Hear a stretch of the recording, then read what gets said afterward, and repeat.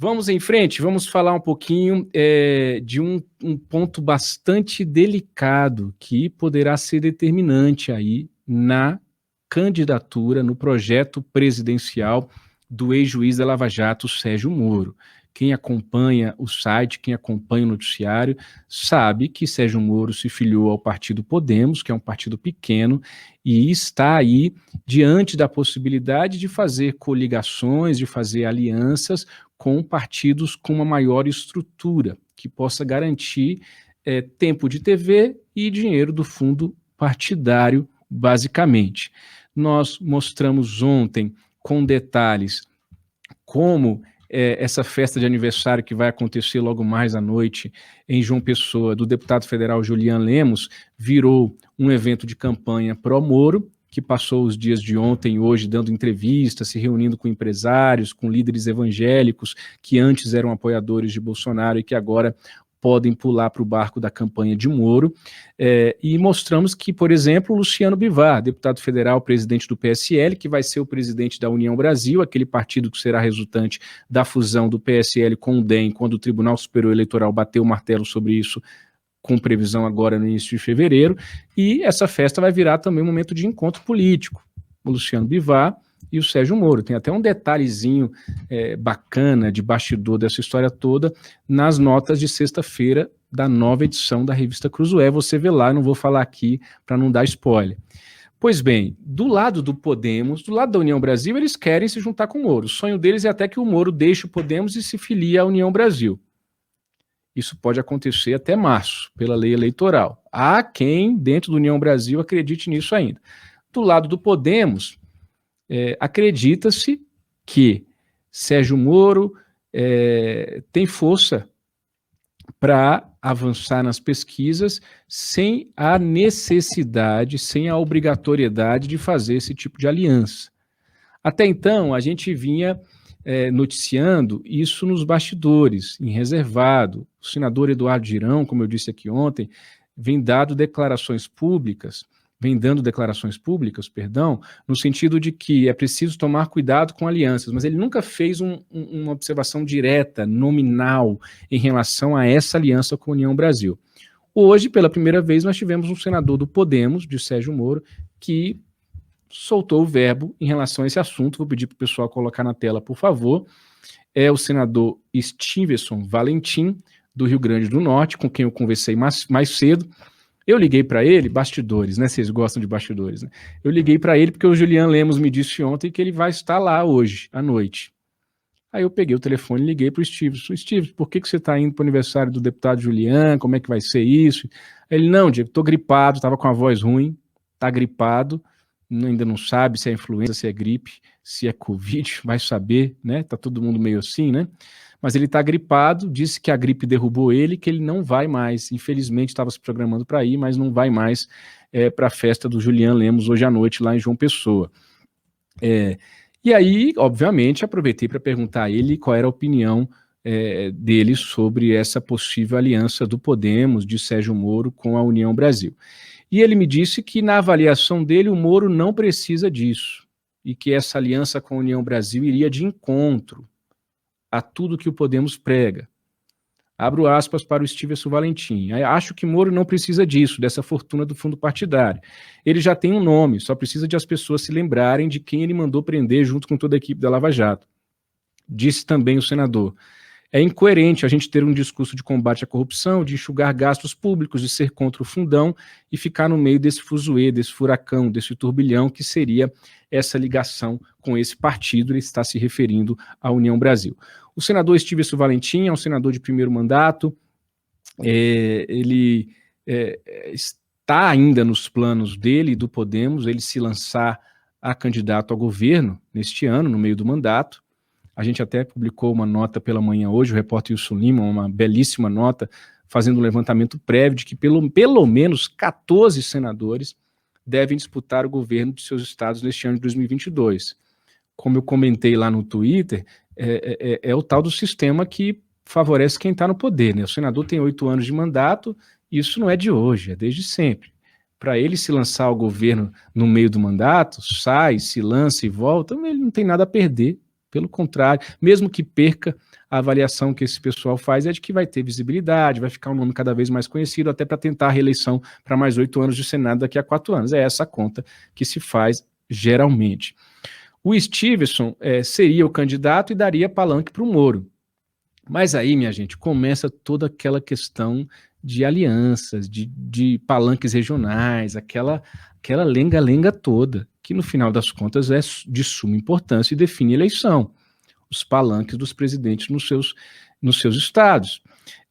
Por exemplo, o Stevenson Valentim, se ele fosse candidato a governo pelo Podemos, lá tem a União Brasil também, na Paraíba, né, que vai ser a fusão do DEM com o PSL.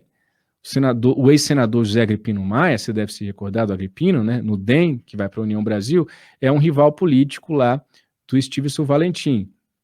Ou seja, há toda uma disputa de espaço político. Se há essa junção do Podemos com a União Brasil, vai ter muita coisa para se resolver nos estados, e todo mundo sabe disso, está todo mundo fazendo essa conta. Por outro lado, em reservado, há gente dentro do Podemos que consegue compreender e captar esse discurso do Stevenson Valentim, que fala com muita transparência, né, aqui nessa entrevista para mim, o que ele pensa sobre tudo isso, com muita clareza, mas, por outro lado, há gente no Podemos também que concorda com a União Brasil, que está dizendo o seguinte: olha, Moro, se você não vier para cá, você não vai conseguir decolar. A eleição de 2022 não vai ser igual à eleição de 2018, que alguém sem tempo de TV e sem fundo partidário vai conseguir ganhar, como foi o caso do Bolsonaro. Tanto é que o Bolsonaro sabe disso e se filiou ao PL de Valdemar Costa Neto, porque vai precisar de tempo de TV e de grana para fazer campanha esse ano. Então, vem para cá que a gente dá o jeito. E aí começa, minha gente, um grande jogo de... você pode entender como você quiser. Acordo, chantagem... É jogo político, e o jogo é bruto, e o sistema é bruto, não é essa frase famosa? O sistema é bruto. Então eles estão dizendo, ó, se o Moro não vier, já estão assoprando isso para a imprensa, o Dória vai crescer. Já é a União Brasil, basicamente, dizendo o seguinte: olha, Moro, se você não quiser se unir a gente, nós vamos nos unir ao Dória. É um jogo bruto, insisto, e que está somente começando, e a gente vai acompanhar isso de muito perto. Todos os passos dessas conversas, desses acordos, dessas chantagens, das brigas, das rivalidades, tudo isso você vai acompanhar aqui no Antagonista ao longo desse ano. Por isso que é importante você assinar o Antagonista Mais também, e a revista Cruzoé, por acaso, se você ainda não é assinante. Porque tudo isso a gente vai trazer com detalhes aqui, do jeitinho que você conhece, que você gosta do nosso jornalismo. Vamos lá. O Sérgio Moro, por enquanto fazendo esse voo solo no Podemos, você sabe, desde que ele saiu do governo Bolsonaro, foi para a consultoria nos Estados Unidos, saiu da consultoria e topou entrar para a vida político-partidária, aí ele mergulhou. E está avançando dentro das possibilidades que o Podemos tem, dentro das condições que ele tem ao seu alcance neste momento. Ele está rebatendo tudo. Isso ninguém pode negar. O Moro está rebatendo tudo. Se antes como juiz, se antes como ministro, se antes lá na consultoria ele tinha o jeito discreto dele que você conhece bem, agora a gente tem um Moro que está colocando não só a cara tapa, como também está dando tapa, né? É isso. Então, o Eduardo Cunha, veja só você, o Eduardo Cunha, condenado por Moro, que foi mandado para a prisão pelo Moro, na Lava Jato, que dispensa comentários, deputado cassado, e que está voltando para a política, inclusive em negociações com a União Brasil. Olha como a vida é doida. Olha como a terra plana do Osmar Terra capota. Inclusive a filha do Eduardo Cunha também pode se candidatar esse ano, a gente já noticiou, também pela União Brasil. O Cunha em São Paulo e a Daniele Cunha no Rio de Janeiro. Esse povo todo quer voltar. Não é só a tropa lulista que quer voltar, não. É a tropa da velha guarda toda. É a tropa de investigados toda que quer voltar. Tá todo mundo soltinho e feliz da vida. Por quê? Porque o sistema de combate à corrupção foi desmantelado, foi destruído nesse governo Bolsonaro. Porque para proteger os seus filhos, para proteger Flávio Bolsonaro sobretudo, Bolsonaro abriu mão da bandeira do combate à corrupção. Começou lá atrás com a liberação da prisão na segunda instância com a revogação da prisão na segunda instância pelo STF, que soltou o Disseu, que agora está curtindo as férias no litoral da Paraíba. Depois veio, vocês acompanharam, começa tirando o COAF da mão do Moro, Centrão de madrugada, Arthur Lira, não é que nem era presidente da Câmara ainda, mas negociou tudo na casa do Rodrigo Maia, que na época eles eram amiguinhos ainda, depois brigaram. E aí veio, sufoca a Lava Jato, mata a Lava Jato, vira o jogo, né? Reverte tudo, o sistema reagindo, o mecanismo reagindo, como você sabe muito bem, não precisa ficar repetindo isso aqui. E aí o Eduardo Cunha hoje foi zombar no Twitter o fato de Sérgio Moro ter sido vaiado por meia dúzia de gato pingado quando ele desembarcou em João Pessoa. Foi ovacionado por um monte de gente e foi vaiado por um bocadinho de gente. Para ganhar a eleição da presidente tem que ser vaiado e aplaudido. Ninguém ganha eleição para presidente sendo só aplaudido, não. Se o Moro quer ser presidente do Brasil, ele tinha que ficar feliz também com essas vaias. É um bom sinal estar sendo vaiado. Para ganhar a eleição tem que ser aplaudido e tem que ser vaiado. E aí o Eduardo Cunha foi zoar o Sérgio Moro. Aí perguntaram para o Sérgio Moro hoje numa entrevista lá em João Pessoa, salvo engano, Rádio Jornal da Paraíba. E o Moro disse, 1 ou 2 pessoas que provavelmente foram pagas. Nesses tempos de internet, pega 2 pessoas que provavelmente foram pagas e faz uma gritaria. Foi um episódio pequeniníssimo. Segundo o Moro, as pessoas têm o direito de ter a sua opinião e havia uma multidão favorável a ele no aeroporto.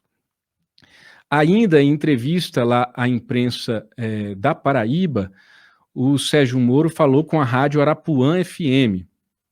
E ele disse o seguinte: enfrentei bandidos perigosos e a família Bolsonaro é irrelevante. Vamos ouvir esse trecho da entrevista de Sérgio Moro à rádio Arapuã FM da Paraíba nesta sexta-feira. O senhor conviveu com os filhos de Bolsonaro, né? Em certo tempo.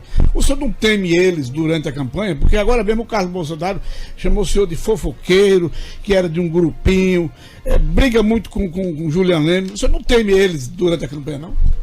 Olha, eu fui juiz por 22 anos, tá? Eu lidei com crime organizado. Eu tive processo contra Fernandinho Beiramar e a quadrilha dele. Teve até um líder do cartel de Juárez, que é a maior organização criminosa do México, que teve lá em Curitiba. O pessoal foi processado. Então, assim, eu tenho uma vida, né, em que ali me envolvi em situações de risco frequentemente e cumpri o meu dever. Como ministro, não houve Ministério da Justiça que combateu mais rigorosamente o crime organizado. Aquele pessoal do PCC, aquelas lideranças que cometeram aqueles atos terroristas em 2006, tá? Que não aconteceu nada com eles. Eles não queriam ser transferidos para presídios federais, cometeram aqueles atos e acabaram ficando lá em São Paulo. A primeira coisa que a gente fez quando assumiu o Ministério da Justiça foi transferir eles para presídios federais, isolar. Aquilo que acontecia no passado, dessas organizações criminosas saírem por aí, aterrorizando as pessoas, queimando ônibus, cometendo atentado terrorista, isso acabou. A última vez que isso aconteceu foi em janeiro de 2019 no Ceará e a gente combateu isso. Claro que o crime organizado ainda é perigoso, claro que ele é um problema, mas a gente enfrentou com muito rigor. Se eu fiz tudo isso, vou ter medo de família, de Bolsonaro, né? Olha, para mim essas pessoas são irrelevantes, né? Totalmente irrelevantes.